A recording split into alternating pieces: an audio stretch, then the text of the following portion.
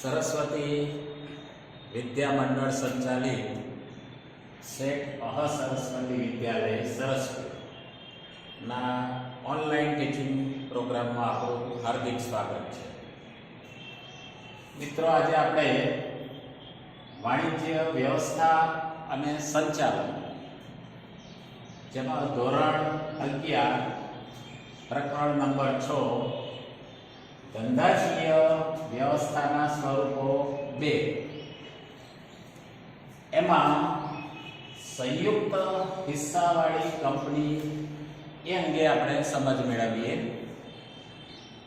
અગાઉ આપણે જોઈ ગયા હતા કે સહકારી મંડળી ધંધાકીય વ્યવસ્થાનું એક સ્વરૂપ સહકારી મંડળી, એનો અર્થ, એના લક્ષણો, ફાયદા અને ગેરફાયદા.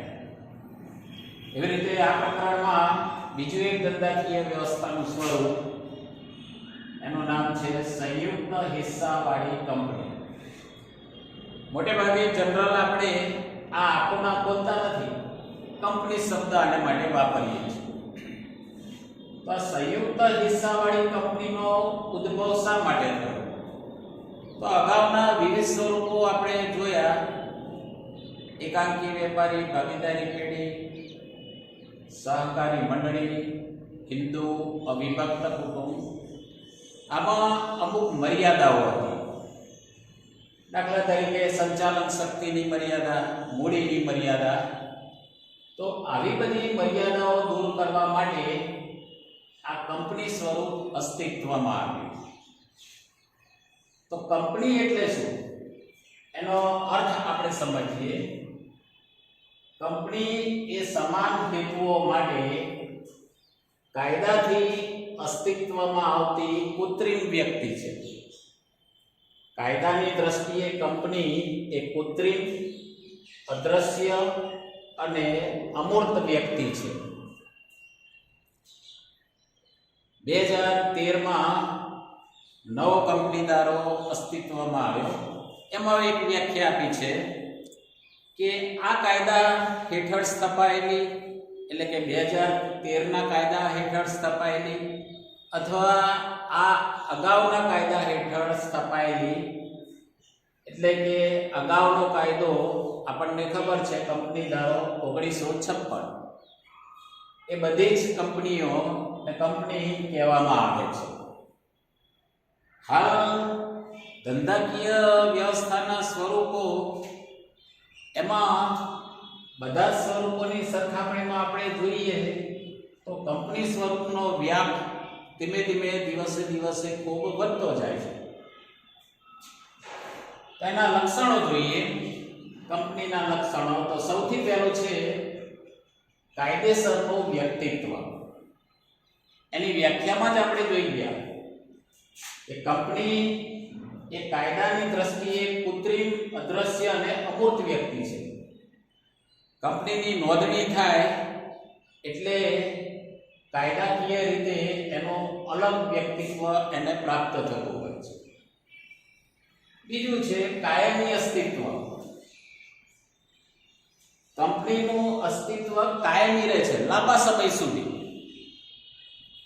કોઈ પણ સભ્ય એ કંપનીને અસર કરી શકતો નથી, એટલે કે સભ્ય દૂર થાય, આવે, નાદાર જાહેર થાય તો પણ કંપનીના અસ્તિત્વને કોઈ અસર થતી નથી. લાંબા સમય સુધી કંપની ચાલતી હોય છે. ત્રીજું લક્ષણ છે મૂડીનું નાના હિસ્સામાં વિભાજન. કંપનીની મૂડીને નાના નાના હિસ્સામાં વહેંચવામાં આવે છે. આ દરેક હિસ્સાને શેર કહેવામાં આવે છે. શેર દ્વારા કંપની વિશાળ પાયા ઉપર મૂડી ભંડોળ એકઠું કરી શકે છે. શેર ખરીદનાર વ્યક્તિને એ જે તે કંપનીનો શેર હોલ્ડર કહેવામાં આવે છે. આગળનું લક્ષણ છે શેરની સરળ ફેરબદલી. આ મહત્વનું કંપનીનું એક લક્ષણ છે કે કોઈ પણ વ્યક્તિએ ગમે તેટલા શેર ખરીદેલા હોય એ શેરને સરળતાથી સરળતાથી ખરીદ વેચાણ કરી શકે છે. એના માટે ગૌણ બજાર, જે શેર બજાર આપણે કહીએ છીએ, એ બજારમાં જઈ સરળતાથી એ વ્યક્તિ શેરની ફેરબદલી કરી શકે છે. ત્યાર પછી છે સામાન્ય મોર. કરારો, શેર પ્રમાણપત્રો, દસ્તાવેજો અને રોજબરોજના વ્યવહારોમાં કંપનીની સંમતિ દર્શાવવા માટે સામાન્ય મોર લગાવવામાં આવે છે. કંપની એનાથી એક અલગ અસ્તિત્વ એનું ઊભું થાય છે. ત્યાર પછી સંચાલન. કંપનીનું સંચાલન કોણ કરે? તો સીધા અર્થમાં આપણે જોઈએ તો કંપનીનું સંચાલન સામાન્ય રીતે સંચાલક મંડળ કરતા હોય છે. કંપની કૃત્રિમ વ્યક્તિ હોવાથી કંપનીના આવેદનપત્ર અને નિયમન પત્રને આધીન રહી સંચાલક મંડળ એ કંપનીનું સંચાલન કરતા હોય છે. સામાન્ય રીતે શેર હોલ્ડરો એ પોતાનામાંથી પ્રતિનિધિ તરીકે ચૂંટે, જેને સંચાલક કહેવાય.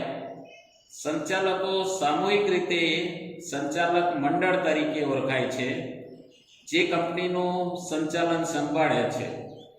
આમ કંપનીમાં માલિકી અને સંચાલન એનું ઐક્ય જોવા મળતું નથી.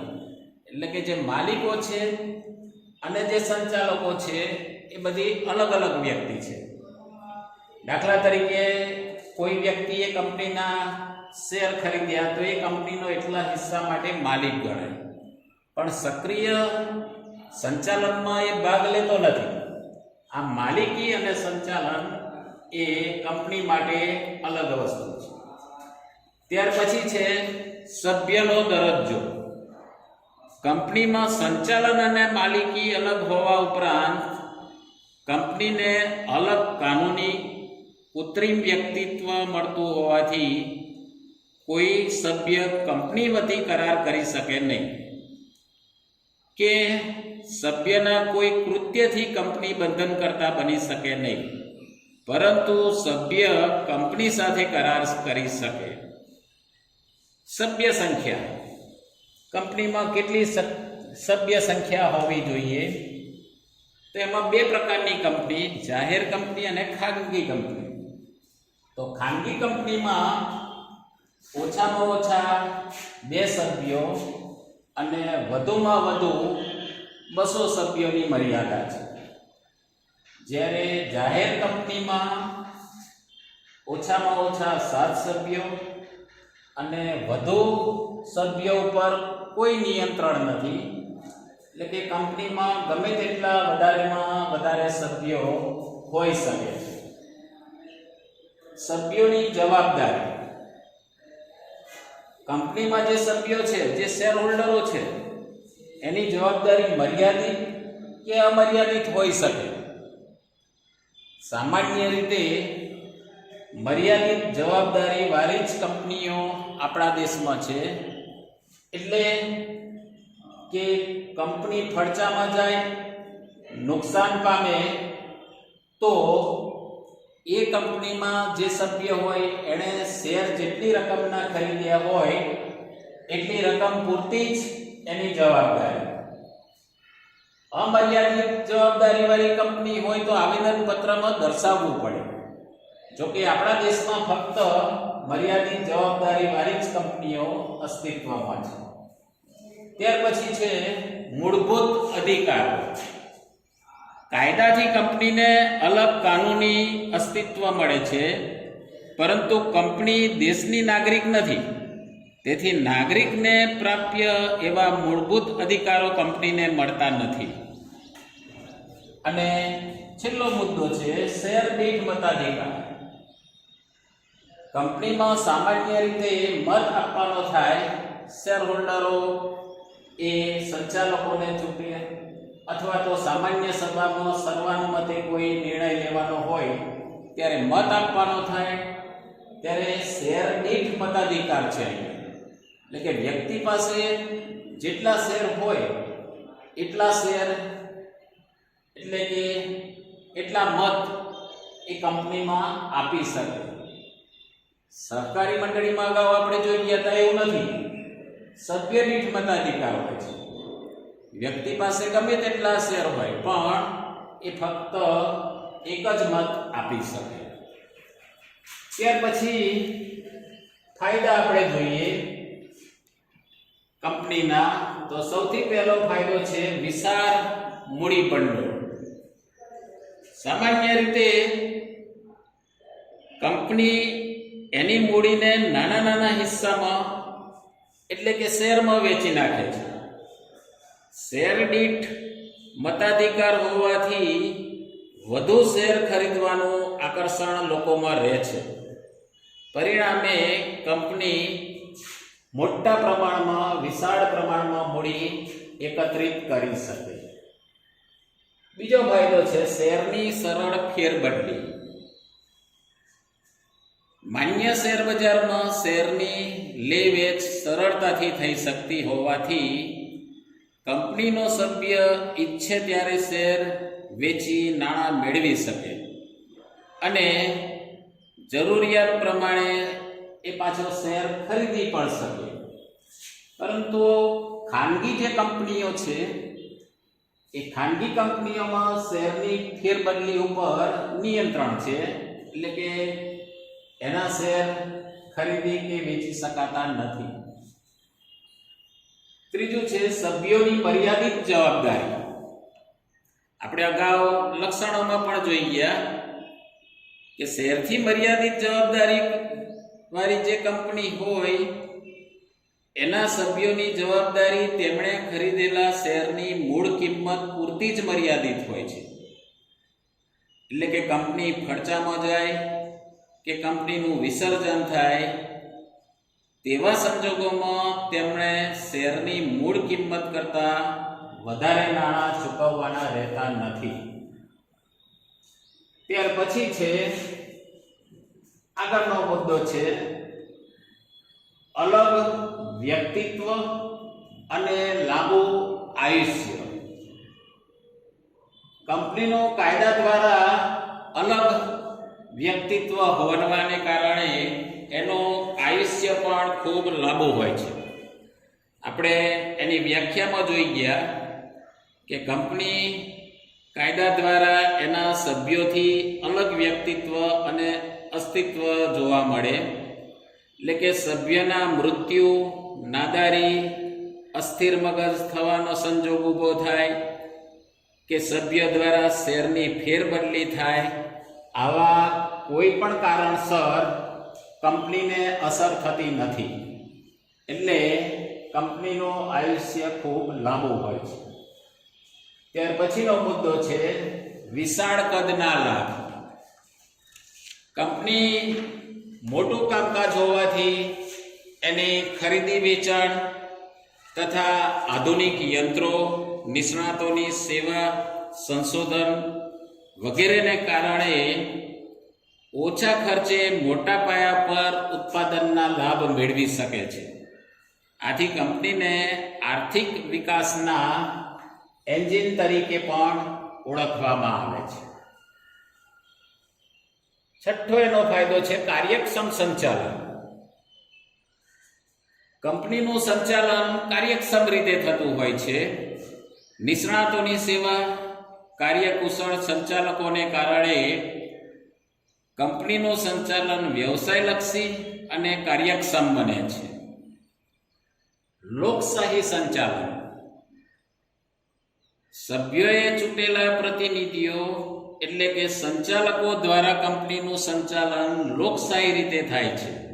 મહત્વના નિર્ણયો હોય તો એ સામાન્ય સભામાં બહુમતીથી લેવાના હોવાથી લોકશાહી રીતે કંપનીનું સંચાલન થતું હોય છે. સમાજ અને રાષ્ટ્રને લાભ.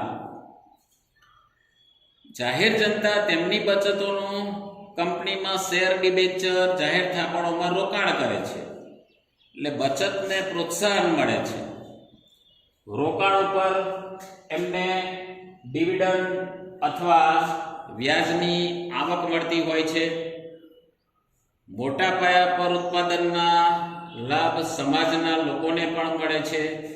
રોજગારીની તકોમાં વધારો થાય છે. કેટલીક કંપનીઓ નફાનો અમુક ભાગ એ બગીચા, શાળા, કોલેજ કે રમતગમતના મેદાન વગેરે માટે પણ ખર્ચતી હોય છે. આમ કંપનીને દ્વારા સમાજ અને રાષ્ટ્રને પણ લાભ થતો હોય છે. ત્યાર પછી કંપનીની મર્યાદાઓ. તો સૌથી પહેલી મર્યાદા છે લાંબી અને ખર્ચાળ સ્થાપના વિધિ. સામાન્ય રીતે અગાઉના આપણે સ્વરૂપો જોયા, એકાંકી વેપારી, ભાગીદારી પેઢી.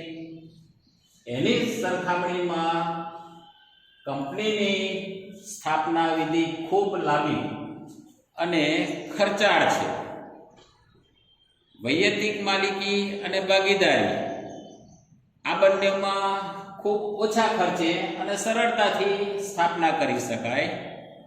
જ્યારે કંપનીમાં એનું નોંધણીનું પ્રમાણપત્ર મેળવવા આવેદનપત્ર, નિયમનપત્ર જેવા દસ્તાવેજો તૈયાર કરી કંપની રજિસ્ટ્રાર સમક્ષ રજૂ કરવા પડે. આ માટે નિષ્ણાતોની સેવા લેવી પડે છે.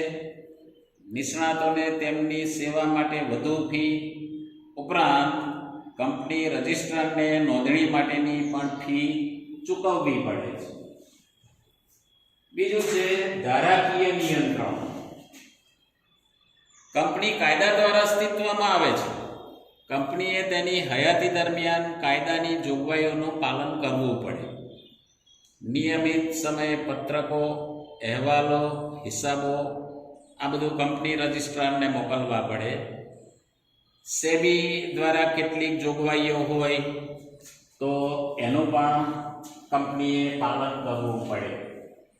તો સેબી એનું ફૂલ ફોર્મ ઘણી વખત તમને પરીક્ષામાં પૂછે છે, security exchange board of India. તો સેબી દ્વારા પણ કંપનીને કેટલીક જોગવાઈઓ હોય એનું પાલન કરવું પડે. ત્રીજું છે વહીવટી ખર્ચમાં વધારો. નિષ્ણાતોની ઊંચી ફી હોય, વિશિષ્ટ અધિકારીઓને આકર્ષક પગાર ચૂકવવો પડે, સંશોધનો પાછળ ખર્ચ, આ બધાને કારણે કંપનીના વહીવટી ખર્ચમાં વધારો થતો હોય છે. ચોથું છે એની મર્યાદા આપખુદશાહી વહીવટ.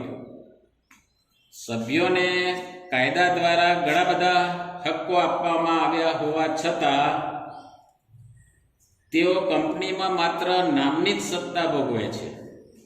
શેરદીઠ મતાધિકાર હોવાને કારણે કેટલીક વ્યક્તિઓ જૂથ રચી કંપનીના સંચાલન પર કાબૂ મેળવે છે અને પોતાની ઈચ્છાનો જ અમલ થવા દે છે. કંપનીના નાણાં, મિલકતો અને ખાનગી માહિતીનો પોતાના અંગત હિત અને સ્વાર્થ માટે પણ ઉપયોગ કરતા હોય છે.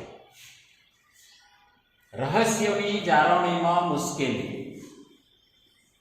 કંપનીમાં એના વાર્ષિક હિસાબો ફરજિયાત ઓડિટ કરાવી એના સભ્યોને તથા કંપની રજિસ્ટ્રારને મોકલવા પડતા હોય છે. કાયદા અનુસાર બીજી કેટલીક બાબતો જેવી કે ડિબેન્ચર પરત, બોનસ શેર, આ બધી બાબતોને લગતી પ્રસિદ્ધિ જાહેર કરવી પડે. આથી રહસ્યોની જાળવણીમાં મુશ્કેલી ઊભી થતી હોય છે. અગાઉના બે સ્વરૂપો આપણે જોયા,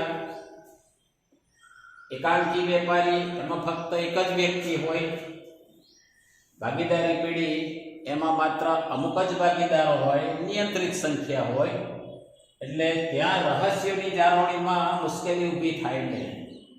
પરંતુ કંપનીમાં આ રહસ્યો ધંધાના હોય એ જાળવણીમાં મુશ્કેલી ઊભી થતી હોય છે. નીતિ વિષયક નિર્ણયોમાં વિલંબ. કંપનીમાં નીતિ વિષયક નિર્ણયો લેવામાં સભ્યોની સંમતિ લેવી પડે. આ માટે સભ્યોની સભા બોલાવવી પડે. સભા બોલાવતા પહેલા સભ્યોને નિશ્ચિત દિવસો પહેલા સભાની નોટિસ મોકલવી પડે. સભામાં ઠરાવ પસાર કરવો પડે.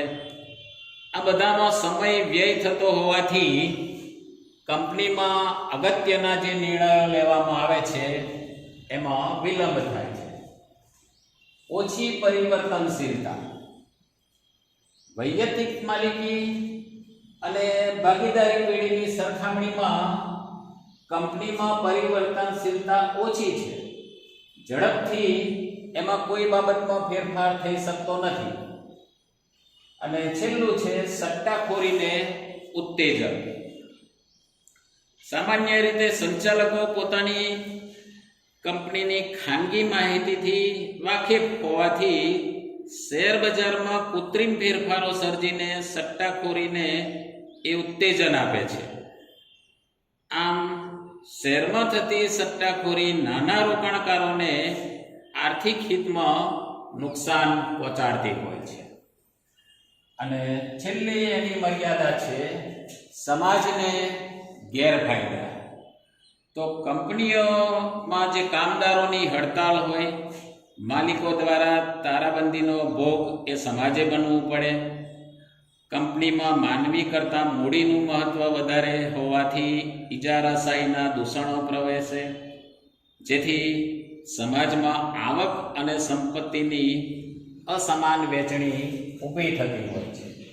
તો કંપની દ્વારા આ સમાજને બધા આવા ગેરફાયદા થતા હોય છે. તો મિત્રો, આજે આપણે સમજ્યા સંયુક્ત હિસ્સાવાળી કંપની, એનો અર્થ, એના લક્ષણો, કંપનીના ફાયદા અને એની મર્યાદાઓ. તો આના આધારે તમારે આ હોમવર્ક લખવાનું છે. તમારી નોટબુકમાં આ પ્રશ્નો નોટ કરી લો.